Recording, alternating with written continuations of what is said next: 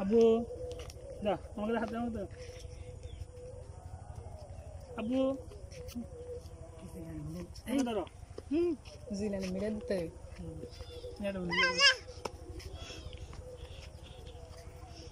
বসো বসো আমাকে বাকি থেকে মারণ দিছে তোর কি ভিডিও দিও ইউটিউব দিও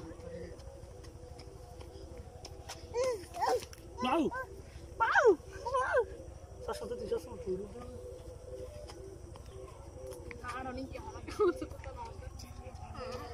আমরা এখন পরিদর্শনে আছি আনোয়ারার ঐতিহ্যবাহী বুরুমসারা বারাসার সঙ্গ নদীর তীরে বেরিবাদে আমরা ঘুরতেছি। আমরা বাবা ছেলে, আমি এবং আমার ছেলে আতাউল মুস্তাফা আবির সুনামনিকে নিয়ে আমরা ঘুরতেছি। ঘুরে বেড়ে এক ফাঁকে আমরা আসলাম প্রচুর, যেখানে আমাদের কৃষক ভাইয়েরা শিম চাষ করেছে।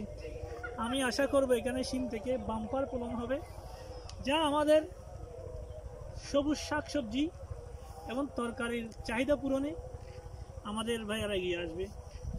আমি আমার সমস্ত বাংলাদেশি ভাইদেরকে বলবো, আপনারাও আমাদের মাননীয় প্রধানমন্ত্রী শেখ হাসিনার নির্দেশে ওনার কথা পালন করে খালি জায়গায় কোথাও না রেখে আপন আপন জায়গায় যেন আপনারা যে জায়গায় যেই চাষটা ভালো হবে সেটা আপনারা যদি করে থাকেন, তাহলে আমাদের দেশ সুজলা সুফলা শস্য শ্যামলা সোনার বাংলাদেশ রূপান্তরিত হতে বেশি সময় লাগবে না।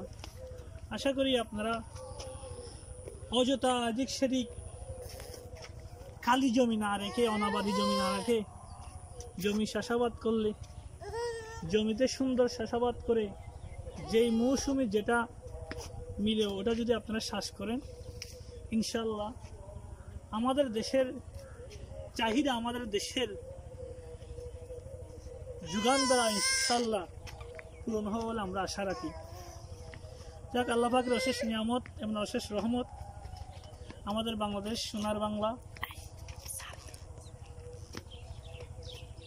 কারণ অন্য একটা দেশে একটা সবুজ গাছ রোপণ করে এটা তুলতে যেখানে শত শত কোটি টাকা